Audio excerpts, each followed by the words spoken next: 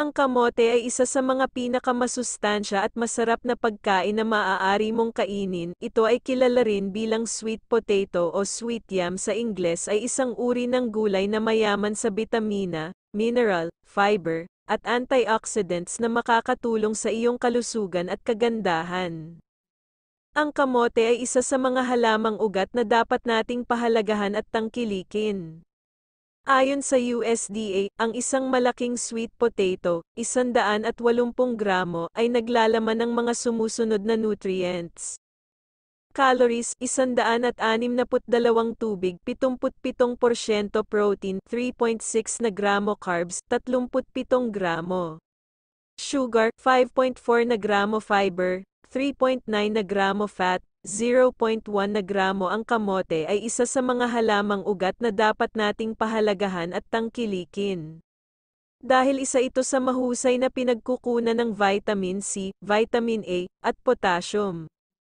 Ang kamote ay hindi kaanak ng patatas o ube na karaniwang nakikita sa mga merkado. Ang kamote ay nagmula sa Latin America at dinala sa Pilipinas noong panahon ng mga Kastila. Ang salitang kamote ay hango sa salitang kamote na ginagamit sa Amerikanong Espanyol na nanggaling naman sa salitang kamatli na ginagamit ng mga Aztec.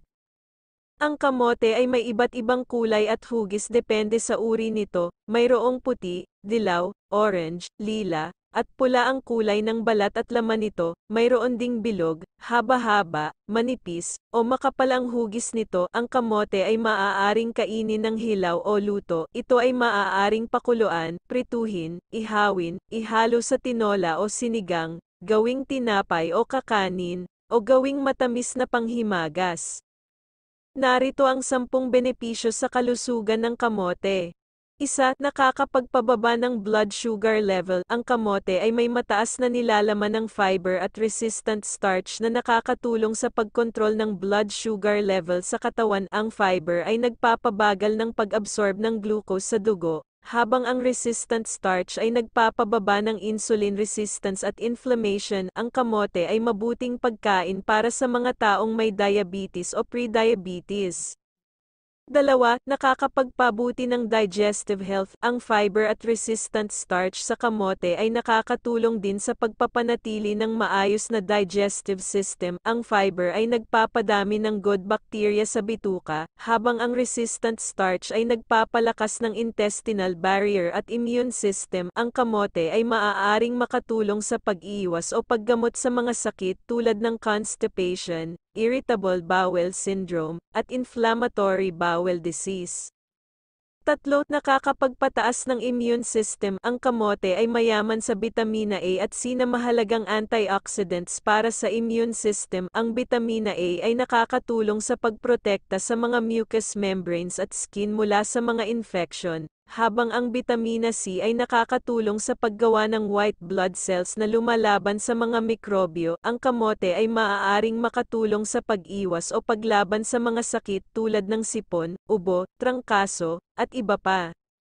4. Nakakapagpabuti ng eye health. Ang kamote ay mayaman din sa beta-carotene na isang precursor ng bitamina A na mahalaga para sa eye health. Ang beta-carotene ay nagbibigay ng kulay orange sa kamote at nakakatulong sa pagprotekta sa mga mata mula sa oxidative stress at ultraviolet rays. Ang kamote ay maaaring makatulong sa pag-iwas o paggamot sa mga sakit tulad ng dry eyes, night blindness, cataracts, at macular degeneration. 5.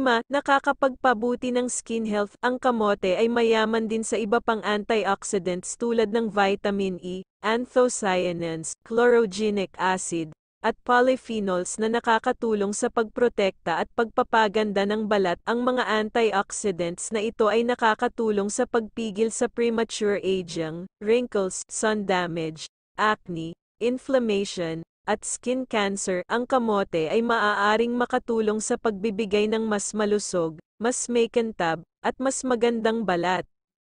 6. Nakakapagpabuti ng brain health. Ang kamote ay mayaman din sa iba pang nutrients tulad ng potassium, magnesium, choline, folate, at iron na mahalaga para sa brain health. Ang potassium at magnesium ay nakakatulong sa pag-regulate ng blood pressure at blood flow sa utak, habang ang choline, folate, at iron ay nakakatulong sa paggawa ng neurotransmitters at red blood cells na kailangan para sa cognitive function. Ang kamote ay maaaring makatulong sa pag-iwas o paggamot sa mga sakit tulad ng demensya, Alzheimer's disease, stroke, depression, at anxiety. 7. Nakakapagpabuti ng heart health. Ang kamote ay mayaman din sa iba pang phytochemicals tulad ng quercetin, camphorol, sumarutic acid, ferulic acid, at caffeic acid na nakakatulong sa pagprotekta at pagpapabuti ng heart health.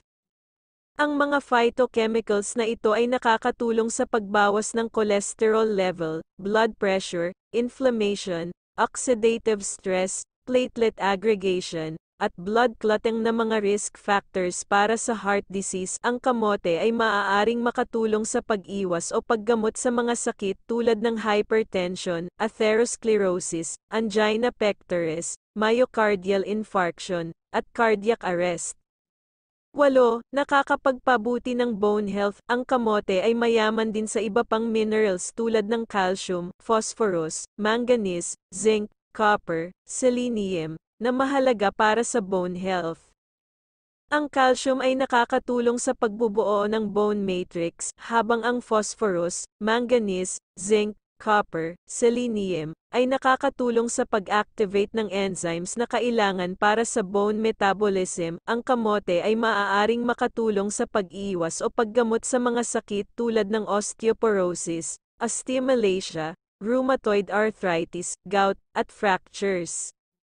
9. Nakakapagpabuti ng muscle health. Ang kamote ay mayaman din sa iba pang nutrients tulad ng protein, carbohydrates, vitamin B6, vitamin B12, na mahalaga para sa muscle health. Ang protein ay nakakatulong sa paggawa ng muscle fibers, habang ang carbohydrates ay nakakatulong sa pagbibigay ng energy source para sa muscle contraction.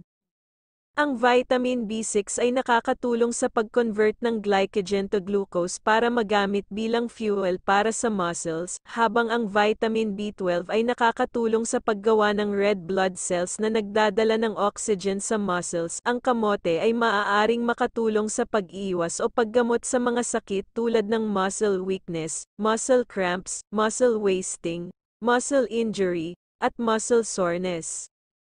10. Nakakatulong sa pagbawas ng oxidative stress at panganib ng kanser. Ang oxidative stress ay isang kondisyon kung saan ang mga libreng radikal ay mas marami kaysa sa kakayahan ng katawan na labanan ang mga ito. Ang libreng radikal ay mga mapaminsalang molekula na maaaring saniin ang pagkasira ng DNA at iba pang mga selula. Ang oxidative stress ay nauugnay sa ilang mga chronic diseases tulad ng cancer, diabetes, at sakit sa puso. Ang talbos ng kamote ay naglalaman ng ilang mga phytochemicals tulad ng polyphenols at flavonoids na may anti-inflammatory at antioxidant na mga epekto. Ang mga phytochemicals na ito ay maaaring makatulong sa pag-neutralize o